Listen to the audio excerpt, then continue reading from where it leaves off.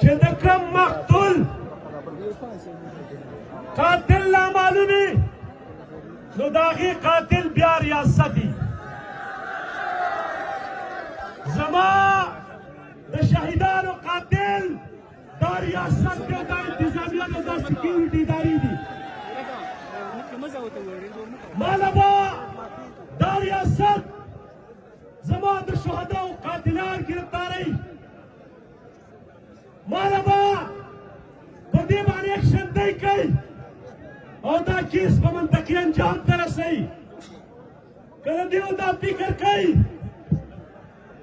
چې موږ د امن اواز چې کوم دی ختم کړو، نو دا د مولانا خانزیب شهید برکت دی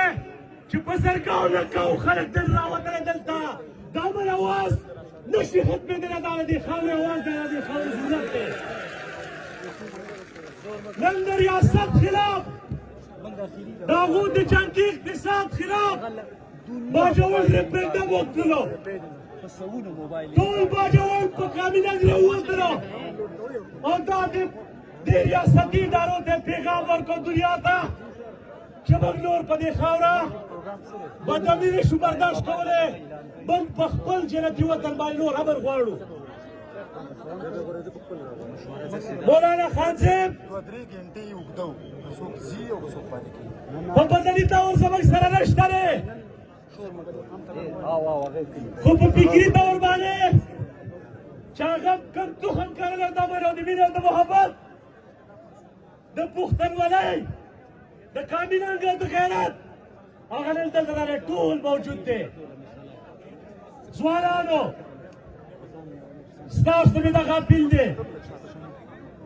زه به د باجوړ قومي او سیاسي مشرانو چې کومه اتحادیه جوړه کړې ده، امن ایکشن کمیټي چې د هر طبقې فکر نمایندګي پکې ده، دا تجویز ورته ورکوم، د دې کار د مخې ورکوم چې څنګه موږ په باجوړ کې ناولسونه نن په غیرت راوتلي دي او یو تاریخي امن پاڅون دی. نو په دې یو امن پاڅون باندې زما خیال نه دی چې په دې خاوره کې امن راشي. د دې لپاره لازمه ده زما تجویز وی چې د باجوړ نه واخله د وزیرستانه پورې چې څومره امن کمیټې جوړې شوي دي، څومره سیاسي اتحادونه دي، د هغو سره د رابطه ونیولی شي او یو قوي د ملي غیرت ډلک اسلام آباد ته ولاړ مارچ وکړلی شي. زموږ د دې خاورې د بدنۍ منصوبې دا په بېنۍ او اسلام آباد کې جوړېږي. د پاکستان اشرافیه زما د وینې قدر ورسره نشته دی،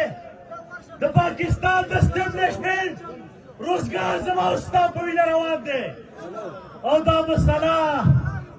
د یو فرد نه ده، د یو ګوند نه ده، د یوې حلقې نه ده، د یوې ضلعې نه ده، د ټولې پښتونخوا مسله ده، د ټول قام مسله ده. د میاشت شاه جان شهید نه راواخله چې په باجوړ کې لا اولنی شهید وکړلی شلو چې د دې لوبې آغاز یې کاوه تر د پرون شهید مولانا خانزیب او د هغه سره چې کوم سپایي شهید شوی دی تر هغې پورې چې کومه دی په زرګاو شهیدان په دې خاوره وشولو. موږ به د دې ریاست نه د هر شهید د وینې تپوس کوو.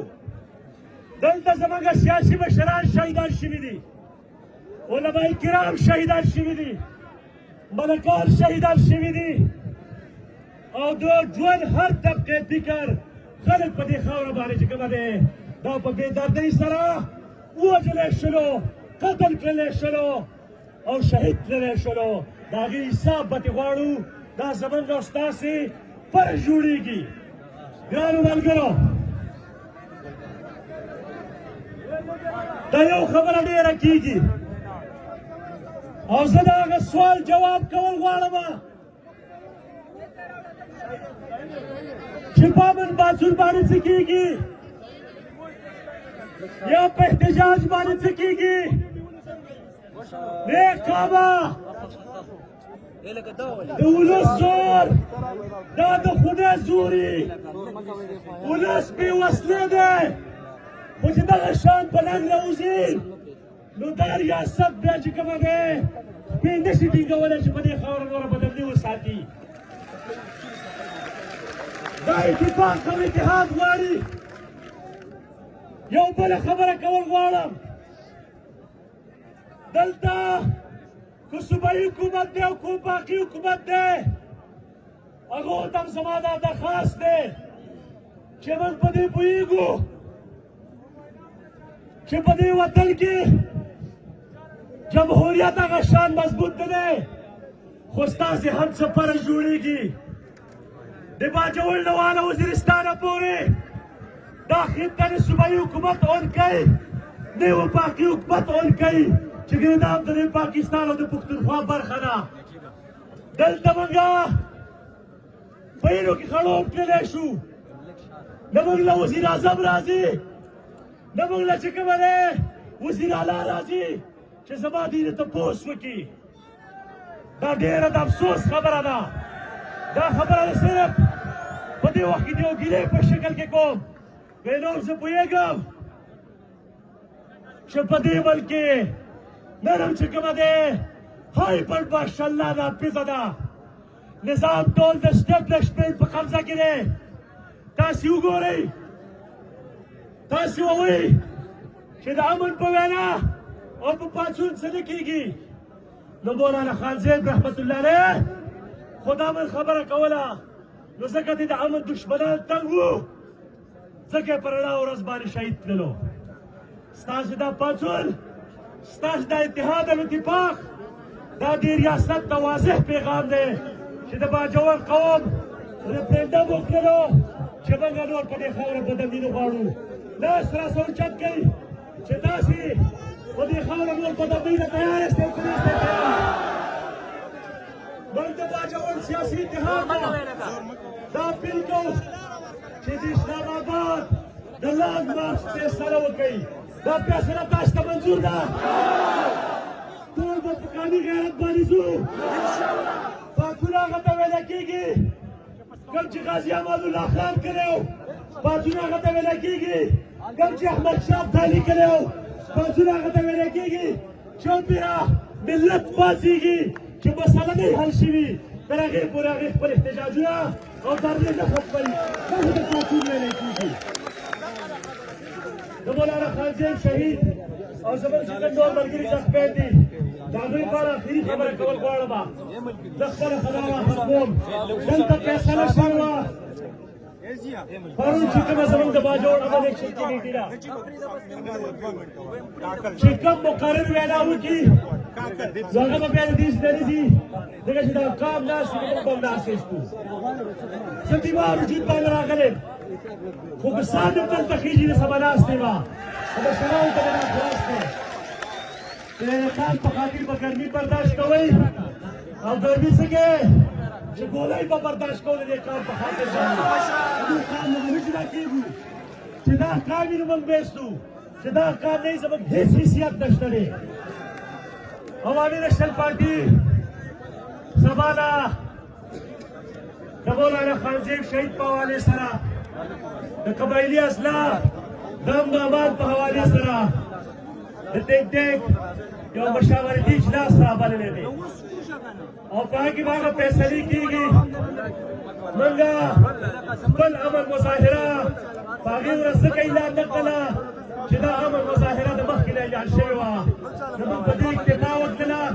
چې د باجوړ د غیرتي ولس دا مشران دا نمایندګانو دا قوم څه فیصله کوي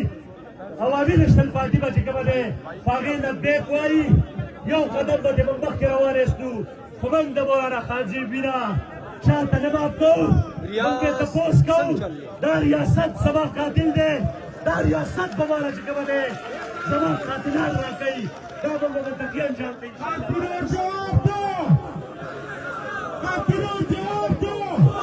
شیخ اٹی کی حکمت بس ملګرو تاسو چې چپ بل ځل بیا